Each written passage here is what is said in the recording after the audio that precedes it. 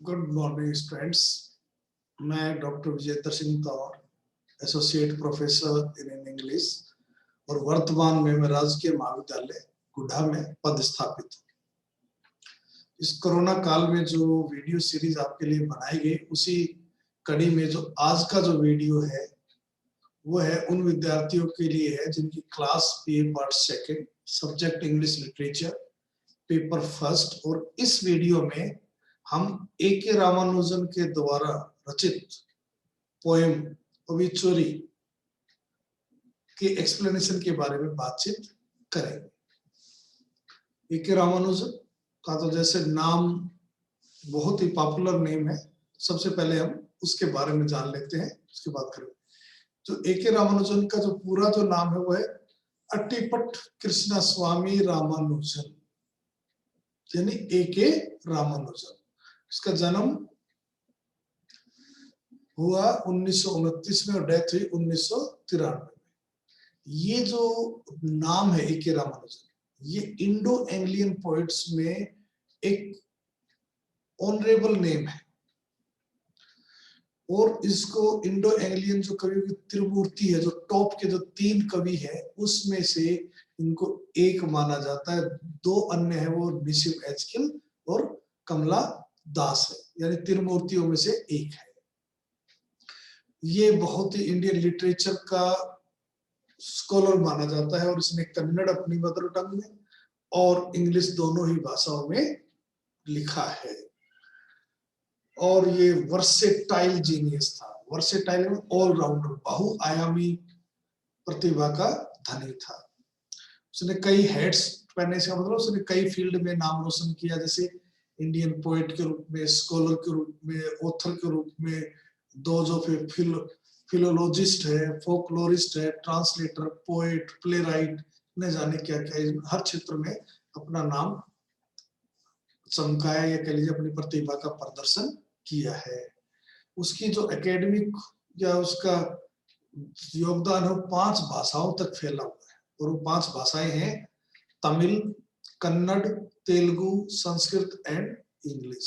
इन 5 भाषाओं में की जानकारी उसको थी। जानकारी केवल सरफेस लेवल की नहीं, कमांड थी इन 5 भाषाओं की। वह सच ए टैलेंटेड पर्सन। उसने क्लासिकल और मॉडर्न जो लिटरेचर के जो वेरिएंट है उन पर सब पर लिखा है और वो इस बात पर जोर देता था कि जो लोकल डायलेक्ट है, जो उसको जितना उचित स्थान सम्मान मिलना चाहिए वो नहीं मिल रहा, वो इसके पक्ष में हमेशा आवाज उठाता था।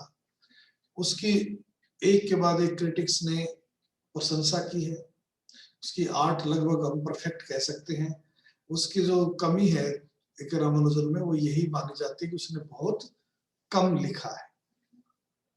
उसके जो कह लीजिए रचनाएं हैं वो बहुत ही कम है। इसके बारे में एक है, उसने सिर्फ 2 ही वॉल्यूम, 2 ही संग्रह कविताओं के लिखे हैं और इंग्लिश लैंग्वेज का उन 2 कविताओं और 2 संग्रहों के कारण जो जितनी लिखी उसको ग्रेटेस्ट मास्टर में से एक माना जाता है। उसके थीम, उसके मोटिव, पोएट्री के बावजूद वो बहुत ही इंडो एंग्लियन पोएट्स जो है उनमें उच्च शिखर पर उसको गिना जाता है। उसका जो इंग्लिश लैंग्वेज को जो यूज करता है, जिसका प्रयोग करता है अपने आप को व्यक्त करने के लिए। इसके बारे में बता दूं, इसको फैमिली पोएट भी कहा जाता है। मदर के बारे में, फादर के बारे में, पत्नी के बारे में, रिलेटिव्स के बारे में बहुत लिखता है। उसने अपने आप को एक ओरिजिनल मौलिक रूप उसने प्रदर्शित किया है अपने शब्दों का प्रयोग में और एक्स्ट्राऑर्डिनरी टैलेंट उसकी फ्रेज मेकिंग में, शब्दों की रचना करने में, क्वाइन करने में, नए गढ़ने में देखने को मिलती है।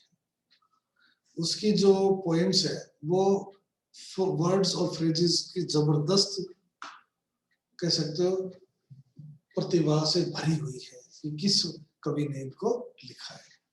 ये उसकी हर कवि के बारे में है। अब हम थोड़ा सा कविता के बारे में पढ़ ले ताकि हमें एक्सप्लेनेशन करने में थोड़ा आसानी हो जाए। तो ओबिचुरी जो है इसकी बहुत ही प्रसिद्ध कविताएं हैं जो ए.के. रामानुजन उनमें से एक है। इसको जो पब्लिश हुआ रिलेशंस पोएम्स 1971 में जो प्रकाशित हुआ था जो संग्रह, उसमें इसको स्थान मिला ओबिचुरी को।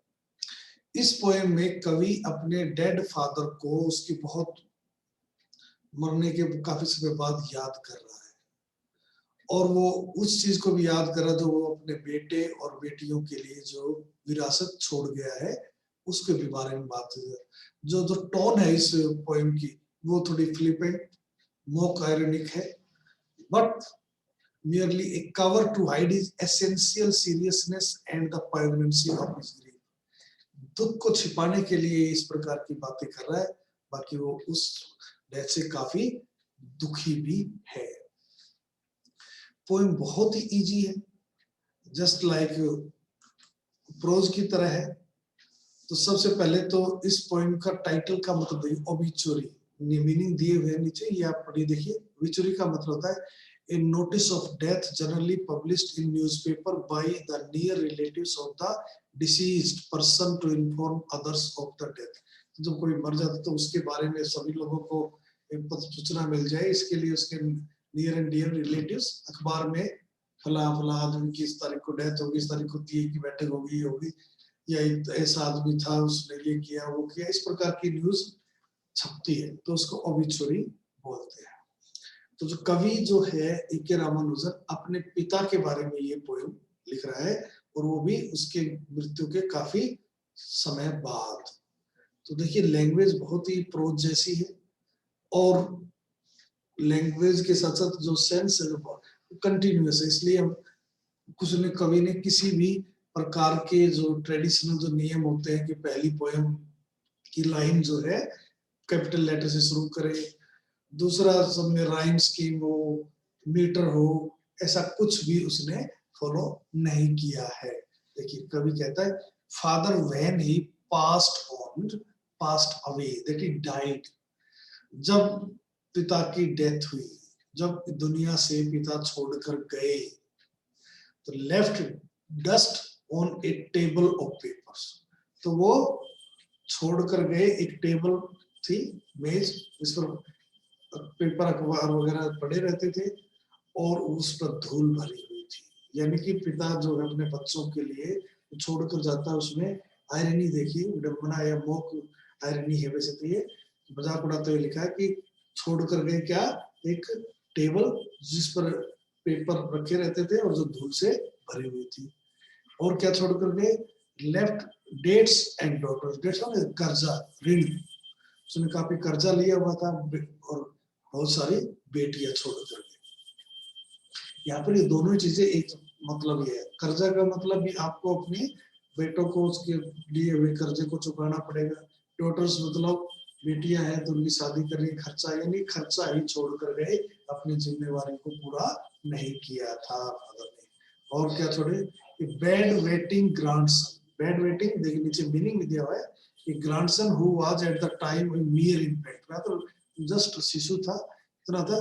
Bed wetting refers to a child urination in bed, कि कोई बच्चा जब पेशाब करता है बेड में, उसको बेड वेटिंग बोलते हैं। It's wetting the bed as a consequence thereof, इसलिए छोटा बच्चा है तो वो बेड गिला करे, यानी कि जो भी चीज छोड़ गया कोई समझदार या अच्छी चीज नहीं थी। और वो ग्रांडसन कौन था, named by the toss of a coin after him, तो उस ग्रांडसन का जो नाम रखा था वो ऐसे नहीं था कि कोई सम्मान से और कोई चीज को लेकर जिद हो गई तो उसका फैसला भी सिक्का उछाल कर टॉस करके उसके नाम रखा गया था। ए हाउस, और मकान छोड़ कर गया, that lead slowly through our growing years on a bent coconut tree in the yard. Yard माने यहाँ पर आंगन, के हमारे आंगन में एक कोकोनट पेड़ था, नारियल पेड़, और वो जैसे जैसे कवि और उसके परिवार के सदस्य या भाई बहन बड़े हुए तो कोकोनट पुराना हो गया, बूढ़ा होता चला गया, बड़ा होता चला, और धीरे धीरे झुक रहा था। उसी हिसाब से उनका जो मकान था वो भी झुकता जा रहा था, यानी कि अच्छा मकान भी नहीं छोड़ के गया, वो मकान भी ऐसा छोड़ जिसको दोबारा बनाना पड़ेगा। Being the burning type का यहाँ पर मतलब गुस्सेल से, एंग्री यंग मैन का, तो उसके जो पिता थे बहुत ही गुस्सेल एंग्री यंग मैन थे। he burned properly at the cremation. Cremation दाह संस्कार, जब उसके पिता मरे उसका दाह संस्कार किया तो वो उसका शरीर फटाफट जल गया। यहाँ पर कवि उस पर कटाक्ष भी कर रहा है। As before, easily and at both ends left his eye coils. जैसा कि पहले होता है और उसके दोनों आंखों पर, ये साउथ इंडिया में है कि मरने वाले की आंखों में सिक्के रखे जाते हैं। In the ashes that didn't look one bit different. दोनों सिक्के बिल्कुल एक जैसे थे, जो कि उसकी आंखों पर रहे थे, इतने एक समान थे, बिल्कुल सिमिलर थे, इनमें कोई अंतर दिखाई नहीं दे रहा था। Several spinal discs, many small round bits of metal. ये कोई कमर में इसमें रीढ़ की हड्डी में दिक्कत रहती है तो उस सेंस में। Rough some burned to coal for sons. और वो जलकर कोल हो चुके थे, कोयला बन चुका था उन सभी का उनके बेटों के लिए। टू पिक गिंगरली, कि वो मरने के बाद, जैसे हम बोलते हैं मरने के बाद फूल चुगना, यानी उसकी जली हुई हड्डियों को चुगना, चुगकर, जैसे अपने यहाँ परंपरा हिंदूज में कि उसकी डेड बॉडी की जो एसिड है, राख है, उसको गंगा में या कोई पवित्र नदी में बहाते हैं। तो उसी उस सेंस में कह रहा है कि वो सब चीज छोड़ गया, सिक्के वगैरह सब मिले। For sons to pick gingerly, carefully, cautiously, कि वो उनको चुगे कुछ 2 दिन के बाद। And throw at the priest said, जैसे कि पादरी या जो भी रिलीजियस व्यक्ति है जो कि कर्म करवाता है, कर्मकांड की राख उसके फूलों को गंगा में प्रभावित करवाता है, उसके निर्देशानुसार फेसिंग ईस्ट, पूर्व की ओर मुंह करके, where 3 rivers met, तो 3 नदियां मिलती, यानी गंगा जमुना सरस्वती, यानी इलाहाबाद प्रयाग की बात कर रहा है। Near the railway station, no, और वहां पर वो रेलवे स्टेशन के पास जाकर उसको सूर्य पूर्व में मुंह करके उनका नदी में प्रवाह कर सके अस्थियों को। नो लॉन्ग स्टैंडिंग, मतलब कोई ज्यादा लंबे समय वाला हेडस्टोन, यहाँ पर कोई मोन्यूमेंट टाइप है। With his full name and 2 dates, कोई बहुत बड़ा मोन्यूमेंट या स्मारक, केवल 2 तारीख कौन सी? To hold in their parenthesis, 2 date कौन सा है? डेट ऑफ बर्थ और date of death, parenthesis bracket में सिर्फ देने के लिए, जानकारी देने के लिए।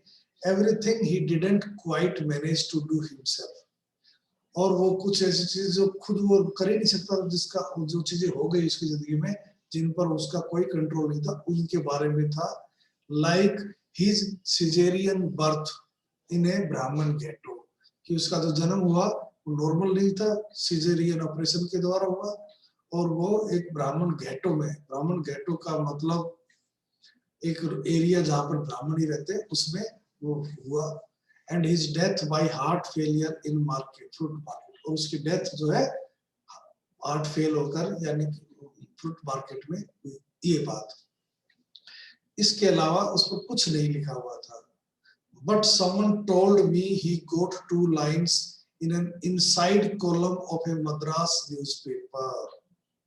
लेकिन किसी ने कवि को बताया कि उसके पिता के बारे में एक obituary छपी थी एक ऐसे न्यूज़पेपर में जो मद्रास से छपता है, लेकिन वो मेन पेज पर नहीं था, बल्कि इनसाइड ट्रस्ट जो होते हैं अखबार के, जिनको लोग कम पढ़ते हैं, उनमें था। और न्यूज़पेपर की क्या हो जाता है, लोग पढ़कर इसकी वैल्यू खत्म हो जाती है और अगले दिन से उसको बेकार मान लिया जाता है, और कुछ समय के बाद उसको अखबार और रद्दी में बेचते हैं किलो के हिसाब से, जो कि बिकता है। Sold by the kilo exactly 4 weeks later to street hawkers, कि स्ट्रीट हॉकर्स को किलो के हिसाब से फिर वो न्यूज़पेपर बिकता है।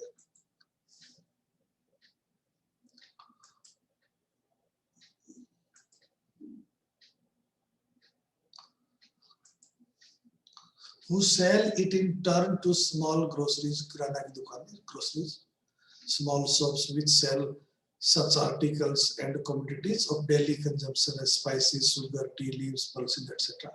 कि जो कि अखबार जो हॉकर है वो तो अखबार ले जाते हैं, हॉकर अपने उस अखबारों को कुछ बनाकर, लिफाफे बनाकर या एनवेलप कुछ बनाकर या वैसे किराने की दुकान वालों को बेच देते हैं। वेयर आई बी सॉल्ट, जहां पर मैं खरीदता हूँ सॉल्ट, कोरिएंडर, धनिया, jaggery, sugar in newspaper cones that I usually read, और वो कौन में बनाकर वो जो आमतौर पर मतलब पढ़ता रहता हूँ फॉर फन।